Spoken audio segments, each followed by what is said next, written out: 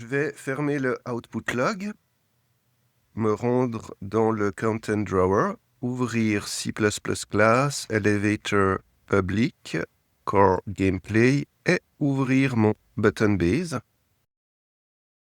On va pouvoir créer notre bouton qui sera constitué de 3 parties. On aura le pourtour du bouton, le cache du bouton, sur lequel on attachera le bouton lui-même. Et attaché au bouton, on aura un dernier élément qui est un trigger box, box de collision, qui pourra détecter projectile au moment où il entrera en contact avec le bouton. Je vais me rendre dans la partie Protected et je vais initialiser une mesh qui sera du type Static Mesh Component. Je vais taper Static Mesh Component. Alors attention, vous voyez là, on a des vaguelettes rouges qui nous indiquent qu'il ne reconnaît pas. Alors pour chacun des composants, on doit lui rajouter un préfixe. Je vais sélectionner Static Mesh Component. Je vais sur F12. Eh bien, ici, résultat de la recherche de symboles, on peut voir que on a le Static Mesh Component, on a un préfixe qu'on doit utiliser. On peut voir que le préfixe à utiliser est U, donc il dérive des UObjects. Et pour ce type de variable, on va utiliser un pointeur, donc qui pointe vers une adresse mémoire. À quel moment utiliser un pointeur? On a une règle générale, c'est que toute variable qui n'est pas une variable très basique, comme par exemple un float, un integer, un boolean, on utilisera des pointeurs, car c'est beaucoup plus efficace au niveau de la gestion de la mémoire.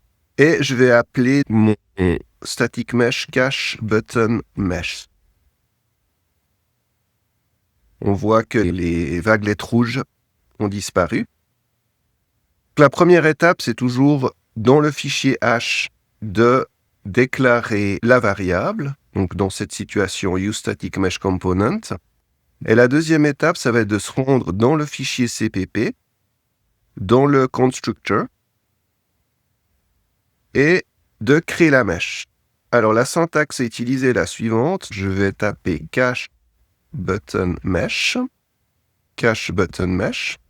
égale, et on va taper create default subobject.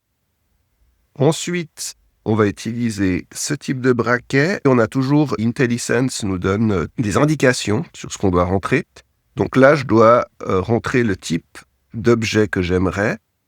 Le type d'objet, on l'a dit, c'est useStaticMeshComponent. Je ferme les braquets et entre parenthèses, je vais lui donner un nom, donc je vais l'appeler cacheButtonMesh. Et je termine, attention, par des points-virgules. On a créé notre première static mesh. On va maintenant lancer la compilation en appuyant sur le plus ici pour lancer notre éditeur. Alors, ils nous disent que des erreurs de build se sont produites. Voulez-vous continuer à exécuter la dernière build? Je vais appuyer sur non. Et je vais aller voir ici, donc dans cette fenêtre-là, si j'ai des indications. Rien de pertinent. Je vais venir fermer l'éditeur et relancer une compilation. Le build est réussi, donc vérifiez bien que l'éditeur soit fermé. Ça peut poser quelques problèmes si je compile. Il vous le note ici. Si vous rencontrez des échecs, essayez de fermer l'éditeur d'Unreal ou de désactiver le live coding. De retour dans l'éditeur, je vais vérifier que j'ai bien ma static mesh qui se soit placée au niveau de mon bouton. Donc, Content, Core, Gameplay, BP Button Base, Open Full Blueprint Editor.